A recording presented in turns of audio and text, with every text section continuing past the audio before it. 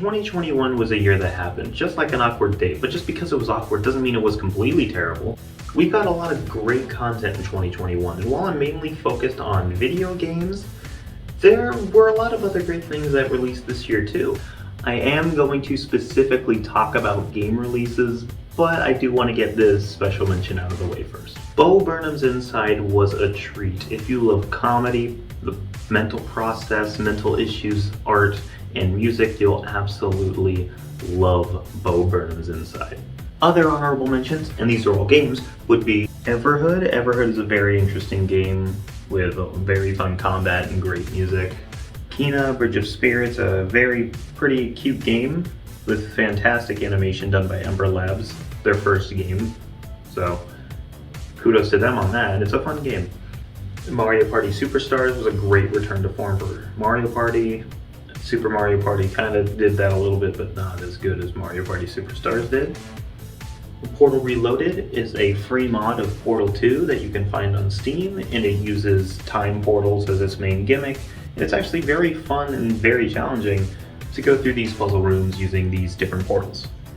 And Nickelodeon All-Star Brawl was fun as fuck while also being funny as fuck. Now that I got all those out of the way, let's do it. Let's talk about my top 10 games of 2021.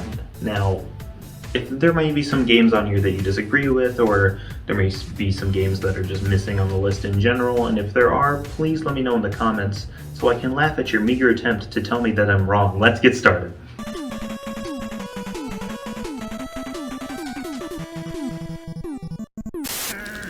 What's wrong with it?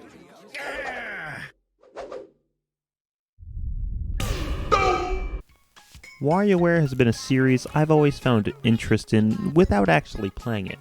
Now I've actually played it, and this game is very fun, who would have guessed. Get it together as a frantically fast and hectic minigame collection, testing your reflexes to random situations while being wacky and weird all at the same time. There are plenty of modes and even a surprising amount of customization for this game. You can even see artwork for the characters and unlock new things for them with prezzies. Each character plays slightly different, but they all have the same goal, which is to beat viruses in the game they made by playing minigames. It's a fantastic game for fast rounds of multiplayer goodness and a very fun and short ride through the world of Wario's video game.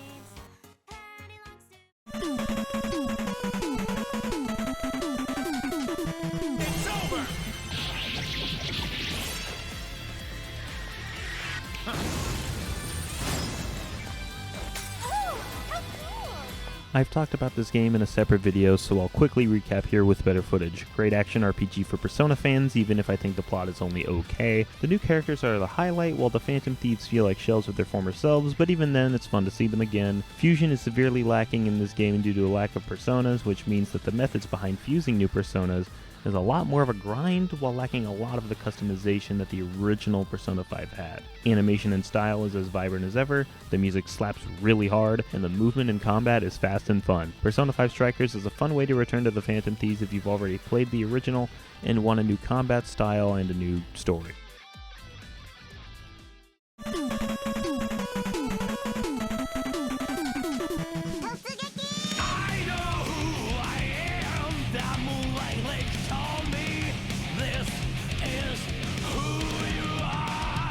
The biggest thing about Guilty Gear Strive was the hype behind its netcode. Strive uses rollback netcode, and now online fighting gamers never want to see delay-based netcode again.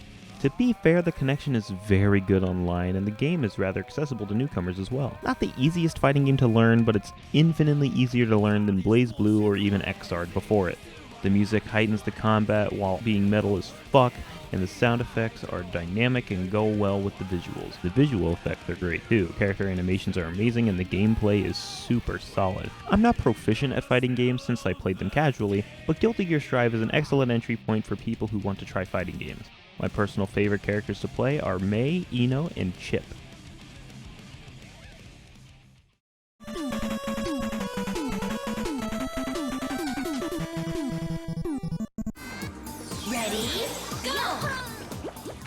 Super Monkey Ball was one of the games from my childhood that shaped my taste in games, so when I heard that this was coming out, I was excited. While Banana Mania isn't as good as the GameCube originals, the amount of content and the similar physics to the classics are insanely fun to play with. The new music kinda sucks, but the classic tracks are available as DLC, which is questionable to some people, but I got it so I can have those nice, positive party synth vibes. The courses are almost completely unchanged from the original games, and the amount of levels in this game is amazing. Even the party games are fun.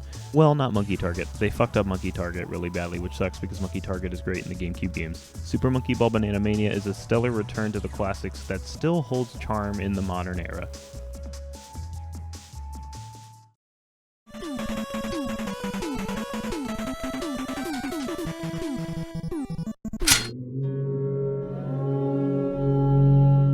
Gunfire Reborn got out of early access this year, and it's a blast. Gunfire Reborn is a roguelike FPS that is difficult and rewarding. The visuals and style are relatively nice, and the gameplay is super solid. You find an assortment of different guns, characters, and skills to blast your way to the final boss, which I haven't been able to do yet. The characters have different abilities, and the weapons have different properties, which can be combined to make fun, skillful combos based on your characters. There are varying boss fights, challenge rooms, upgrades, and bunny titties that you can explore to your fullest extent.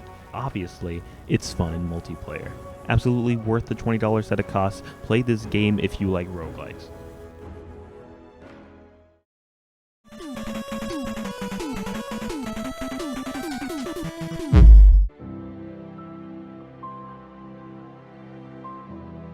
This now matches the ranks of Portal 2 co-op and Resident Evil 5 for the best cooperative experiences you can have in video games. It Takes Two is a fantastic adventure that constantly changes up gameplay with new mechanics that are specifically used for puzzle platforming. The changes aren't drastic enough to completely change the flow of the game, but they are big enough for you to notice a difference in a positive way. You and a friend will absolutely be immersed in the game's world, story, characters, and gameplay. The writing is humorous, but knows when to get serious. The scenarios are wild, but wholesome in certain segments to keep the characterization alive. It Takes Two is one of the absolute best co-op games out there. But you have to have a friend to play with you. But the game is $40, and you can have your friend use the free online pass to play with you. A full adventure for 2 people, and the game isn't even full price. Hazelight Studios poured their hearts and souls into this project, and the end product absolutely shows that.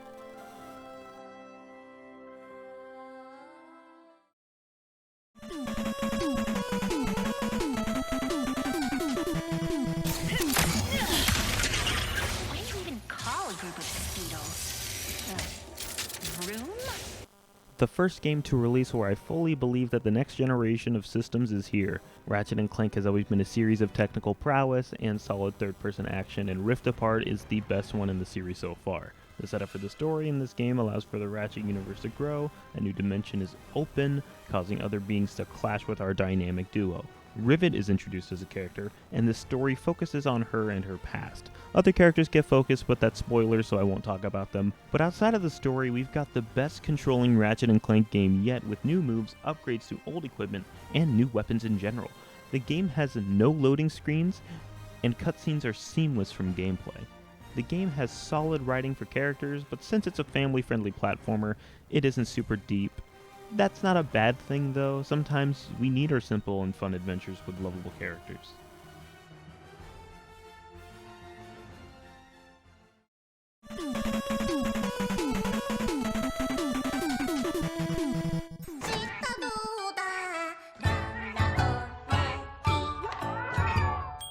This is a series that is hard for me to enjoy, but Monster Hunter Rise did it.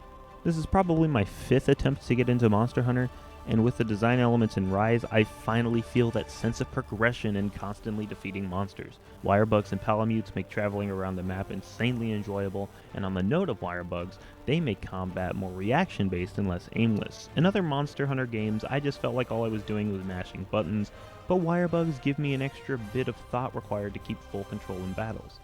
This is the only Monster Hunter game that I played to high rank, and I'm still occasionally playing it. Sunbreak may be an expansion that I'll have to look out for, but with what I got out of Monster Hunter Rise, it's a certified keeper for your Nintendo Switch. Also, the online isn't shit, that's important to note.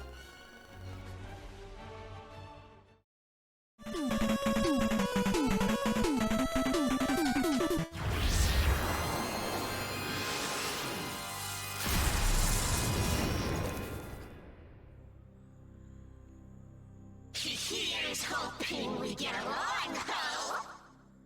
I've been going from Persona to SMT to explore the series further, and I can safely say without a shadow of a doubt, Shin Megami Tensei 5 has the best world exploration in the series.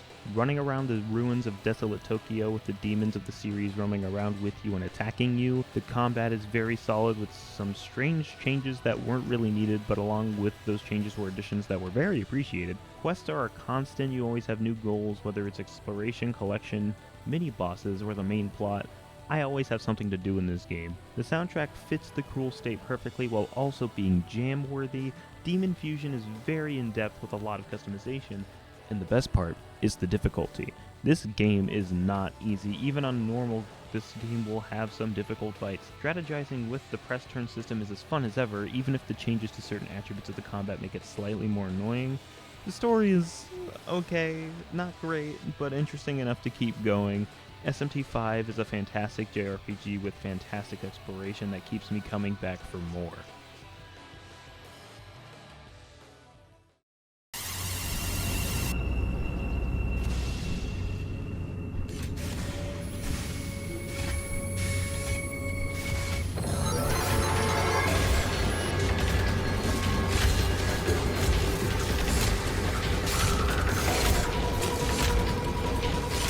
This fucking game is immaculate. I got into Metroid during quarantine with Super Metroid, and I've been going back little by little, like with what I'm doing with SMT. I played some of Prime, and I finished Zero Mission, which isn't a lot of Metroid, but it was enough for me to get hyped for the most recent release, Metroid Dread.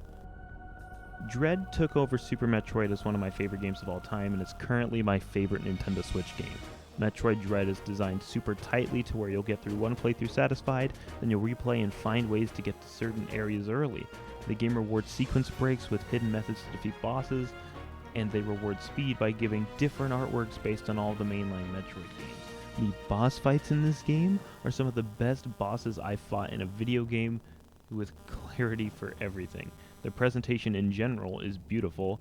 The secrets are fun to find with enough info for them to feel rewarding but not bullshitly hidden. And the final act of the game is not on screen, but it's one of the most hyped finales to a thoroughly incredible game. From start to finish, Metroid Dread is a masterpiece. And even if you aren't big on Metroidvanias, I urge you to give Metroid Dread a shot.